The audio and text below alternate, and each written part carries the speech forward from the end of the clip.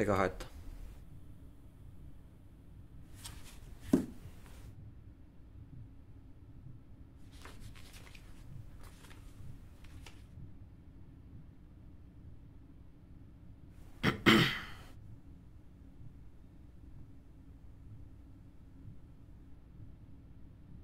Niin, tästä teidän tutkimuksesta.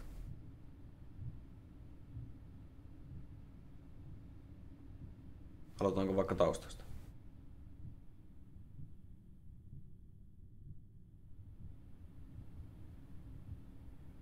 Kuinka hyvin tunnette Youngin kokeen?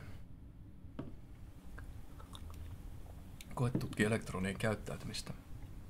Young ampui hiukkasia sarjassa 2 halkion läpi ja mittasi niiden muodostumaa kuviota. Hänen yllätyksekseen elektronit muodostuvat aaltokuvion, diffraktion. Young oletti tämän johtuvan elektronien yhteen törmäyksestä, joten hän toisti kokeen ampumalla 1 elektronin kerrallaan. Sama ilmiö toistui. Tämän ei pitäisi olla mahdollista. Yksittäiset partikkelit muodostuvat saman aaltokuvion. Ilman aaltoja, jos niin voi sanoa. Seuraavaksi tutkimusryhmä lisäsi tarkkailu halkijoiden ulostuloaukolle. Ja tämä...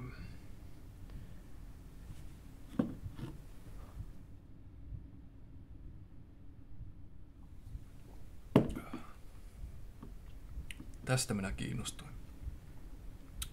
Monitoroidessa aaltokuvioita ei enää syntynyt. Kuvio vastasi halkijoita. Eli siis... Maailmamme pienimmistä rakennuspalikoista muuttaa käyttäytymistään, riippuen siitä tarkkaillaanko sitä. Niin, vähän niin kuin tämä vanha sanonta, että jos metsässä kaatuu puu ja sitä ei ole kukaan kuulemassa, niin lähteekö siitä sitten... Jos se haluaa noin rahvaamaisesti sanoa. Et ole kuitenkaan ottanut huomioon tämän seurauksia. Me puhumme todellisuutemme rakennuspalikoista. Sitä minä tutkin. Mitä tapahtuu aistiemme tuolla puolella. Ja mitä sä saat selville? Ehkä on helpompaa, jos näytän. Sulkisitteko tuon?